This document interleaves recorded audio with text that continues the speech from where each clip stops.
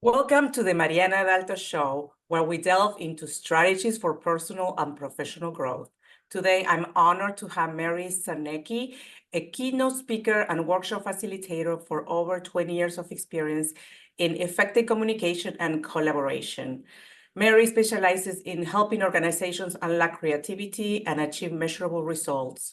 She has trained thousands of professionals in marketing strategy, brand growth, and communication.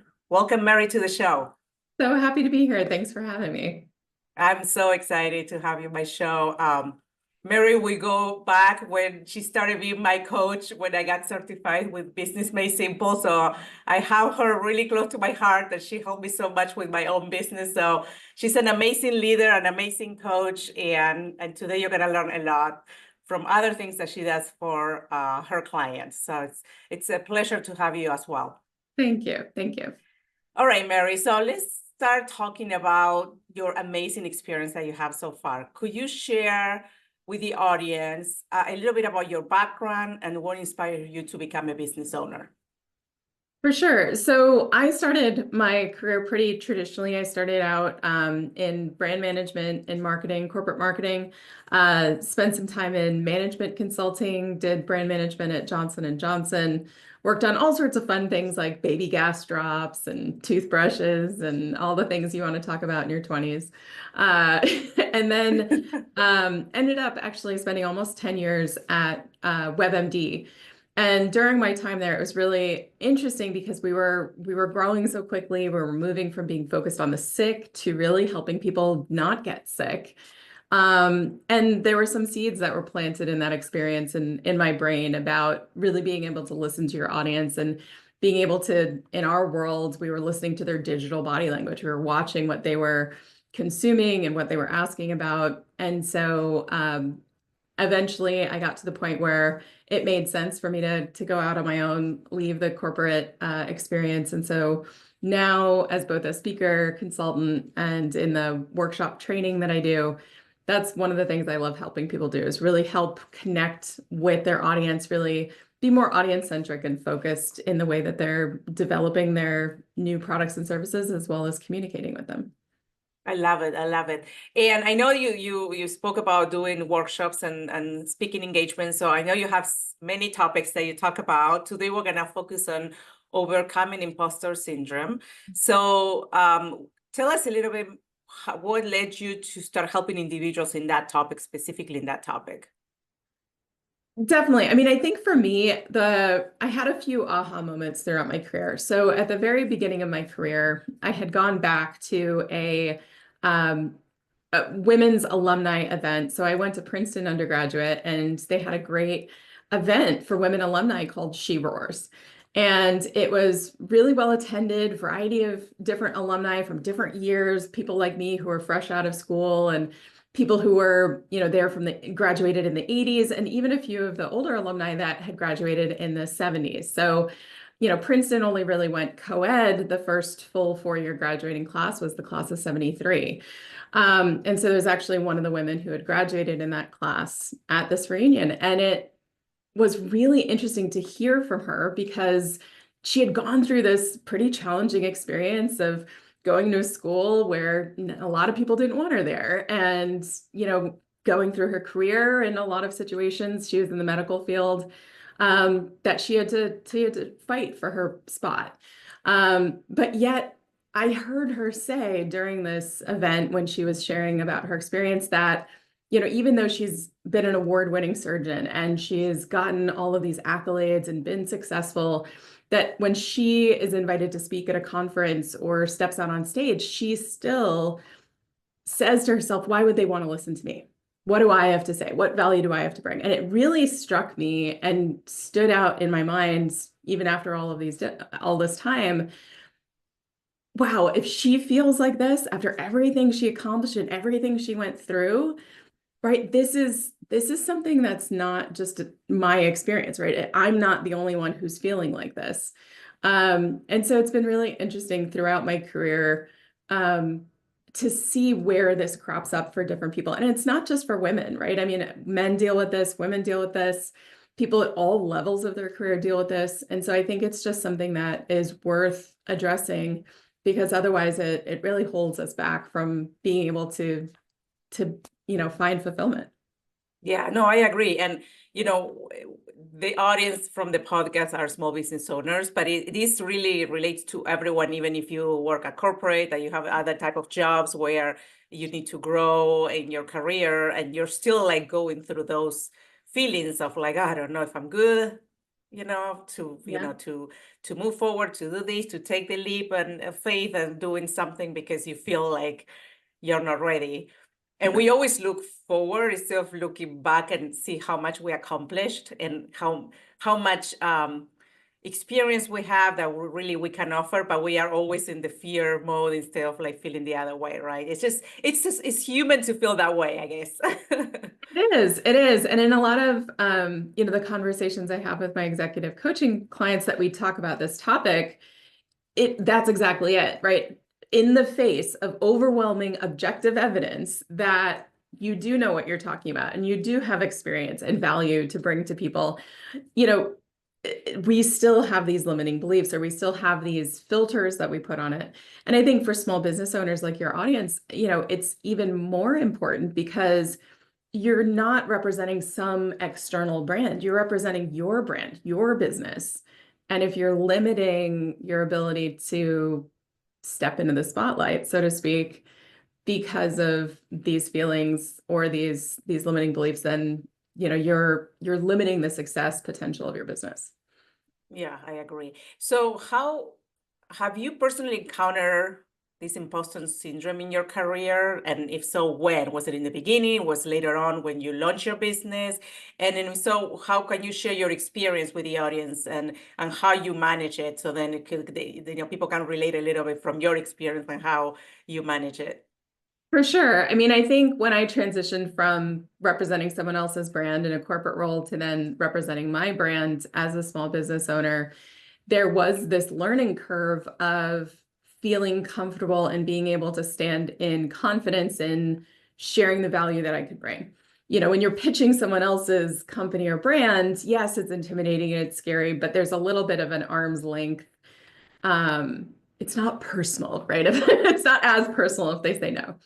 Versus all of a sudden now I'm pitching me and my business. It does become very much more personal, whether logically I think that should be or not.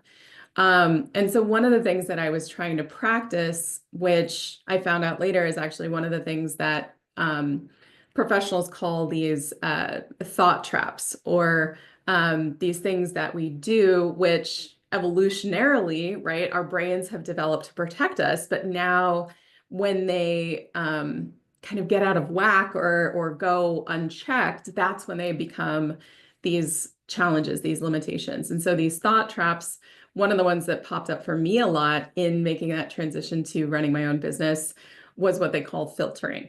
And so what I would do is I would focus in on and I would filter out all the good feedback I got, or the good conversations I had, or the positive testimonials I was receiving from my clients.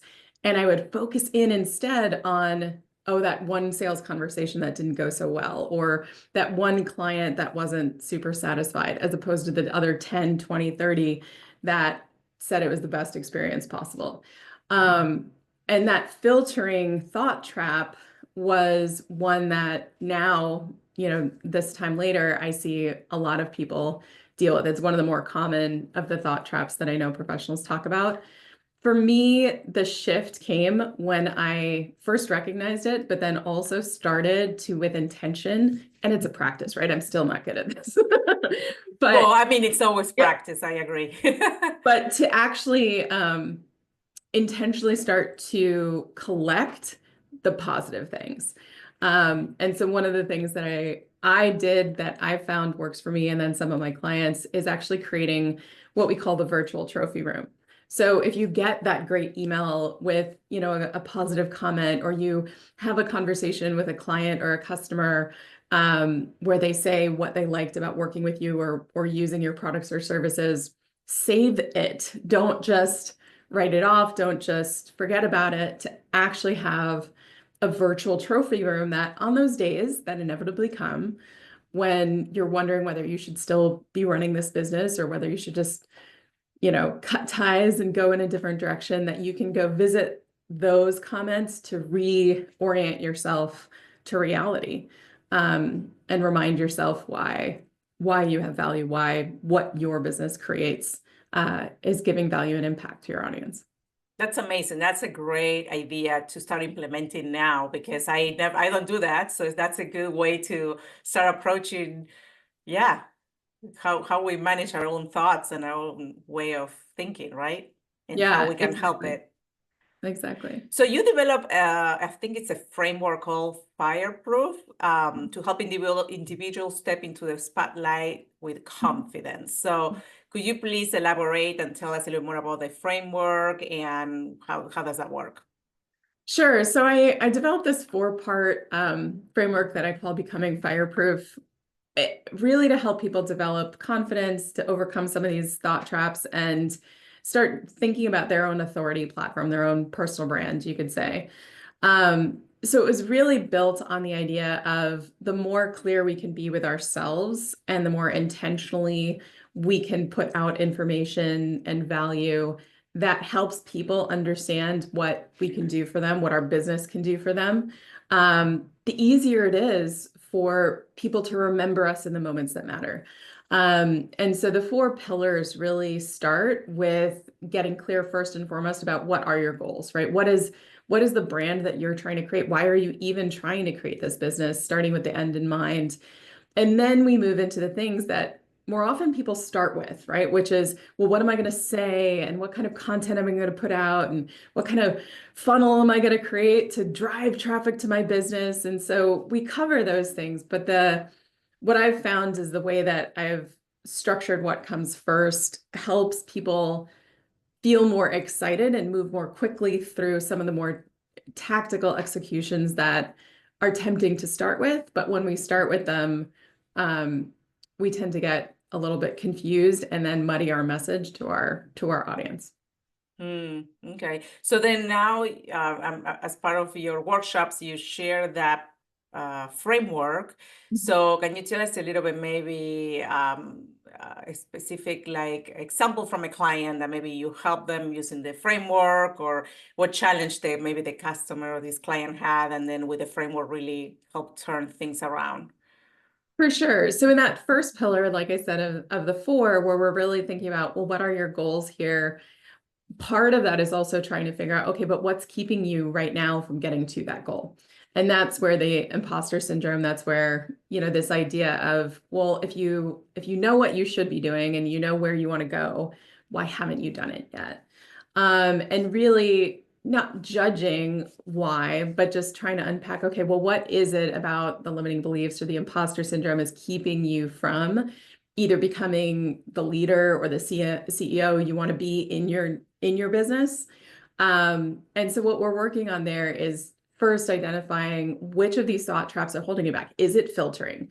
Are you focusing too much on the negative and not seeing the positive, and therefore missing opportunities to talk about the things that people love about working with your business?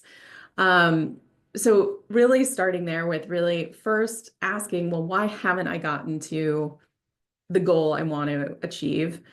Accepting the fact that that's okay, and then figuring out, okay, well, what are the thought traps? Where am I getting stuck? What might be some of those things that keep popping up again and again? Filtering is one of the most common. That's why I usually start there with people.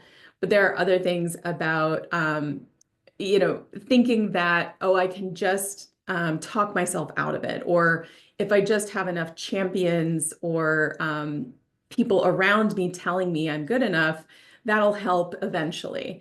But what happens is you can't champion your way out of some of this thinking about this imposter syndrome, because the negative internal voice doesn't really listen to the external champions. So sometimes we have to find our own way around that.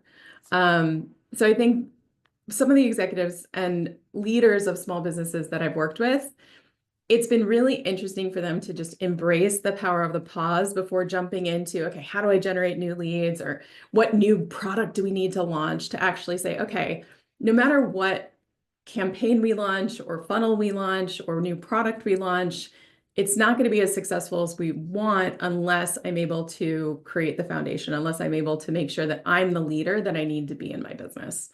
And that, I think, is where we try to start with the framework. So what does the role of storytelling play in overcoming imposter syndrome? I'm guessing it has a lot to do with communication, but how does that play, the storytelling here in this matter? Yeah, I think it comes back to the stories we tell ourselves. Anyone that studied brain science or how we think and make decisions, and it all comes back to the stories and the memory associations that we create for ourselves. And so I think as small business owners, as leaders within our small businesses, it comes back to, well, what is the story that I'm involved in? What stories am I telling that I'm the hero of? And when we're the hero, as I know you share with your audience a lot, the hero is going through a transformation. They're not finished. They're not in the after picture yet. And so recognizing, okay, well, what story am I, the leader of my business, the founder of this business, going through, and where am I on that transition, and being okay with the fact that we're not at the end point yet. But then also recognizing the fact that as the leader of a business or the founder of a business, even a small business, you might also be the guide to your team, right? So if you're leading a small business that has a team, that has other people involved, or even your clients or customers, it's a slightly different story because you're not the hero of that story. You're then moving into the guide role. And I think one of the things I see being really important is recognizing that there isn't just one story that you have to tell yourself, that you have to be a part of when you're running a small business. And that it really does make a big impact to make sure you're clear on when you're playing the hero, when you're going through the transformation, versus when you have to step into your expertise, to your knowledge, to the value that you can then bring as the guide. And so knowing when to shift between those roles in the story is really important. That's great. Yeah. So this is one of the key topics that you teach in your workshops. What other topics do you offer for your workshops? And is that one? And then to follow to that, how do you tailor the workshops to meet the specific needs of your clients or the organizations that you do the workshop for? Sure. I mean, a lot of my workshops come back to the central theme of effective communication. And so one of the ways I tailor is trying to figure out, well, what is the biggest communication challenge at the moment in time that we're talking? For some organizations, it's an internal thing, right? Because you can have the best marketing strategy, you can have the best products and services, but if your internal communication is off, we're not able to effectively bring that value to market, right? We're not able to launch effectively. We can't create campaigns, marketings, our new creative, all the things. And so if that's the case, some of the topics I talk about are how to communicate more effectively cross-functionally, because one of the things I think that people underestimate in business is the fact that different roles within organizations essentially speak different languages. And if you're in marketing, communicating in a way with finance about budget, approvals might require a little bit of a different approach. So I try to figure out whether it's more of an internal challenge that we're facing right now or external, right? Your team may be lean, mean, hardworking machine. So you're all good. You're good there. But for some reason, your message isn't landing. For some reason, your audience isn't able to see and understand the value you can bring. And looking at your competitive set, looking at the marketplace, that you should be getting more business than your competition. But for some reason, the audience isn't seeing that. So then all of a sudden, it's more of that external marketing messaging where we might need to start. So I work on brand storytelling, creative briefing, where we're actually taking the strategy and bringing it through that creative development process so it can actually show up and live in the marketplace. So that's how I try to customize it and meet my clients where they are. That's amazing. So then I know we're almost at the end of the show, but I really wanted to close out with some advice or some from your experience on personally, how did you approach this concern of overcoming self-doubt, right? Like, how did you approach it differently in your career that now you can see the difference since you started to now, and then you see it like, okay, I wish I would have done this back when I started, because now I have it. So of course we're still probably going through that, but you're more advanced and proficient in this, right? Definitely. I mean, I think you're right on, first of all, that it's a practice, like we say, people practice medicine or practice yoga. I think, overcoming imposter syndrome is something that's a continuous process. We're always reaching a new level, and at that point, reaching new challenges. I think from me, if I could go back, a decade or two and give my younger self some advice, it would be to stay curious.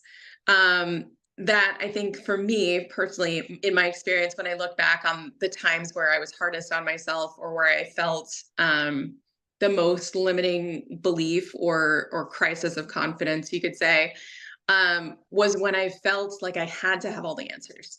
Like I felt like I should know more than I did in that moment. And what I would invite my younger self to do, or anyone here who finds themselves in that situation, is just to get curious, to not say, okay, well, I should know this. And all of a sudden the feelings of guilt and stress can come from that. But just to say that, okay, I know the knowledge is out there somewhere, right? Who do I need to talk to? Who do I need to have a conversation with? Who might have at least a piece of the answer that I could go learn from? And really, instead of feeling that pressure to have to always have the answer, to just instead embrace that sense of curiosity and approach it more like a learning opportunity. For me, I'm a certified geek, right? Like, I have 2 master's degrees. I love learning. And so for me, whenever I shift from that, oh, I should know this kind of guilt pressure mindset, to, okay, well, this is interesting. Okay, I don't know this now, but that doesn't mean I won't know it in the future, that I can learn this. And I know there's someone out there who knows this. So what a great opportunity to go make a new connection, have a new conversation. Yeah, it's be gentle to yourself. No one is perfect. We all learn every day. We learn by Yes. doing, and don't feel bad about not knowing something and having those feelings. So it's gonna work Yes. out just fine, right? Yes. 100%. All right. So again, Mary, thank you so much for all the insights, all the inspiration. It has been super helpful to go through this topic, because I know a lot of small business owners go through that, even people who are just trying to grow their careers. So it's an amazing topic to discuss.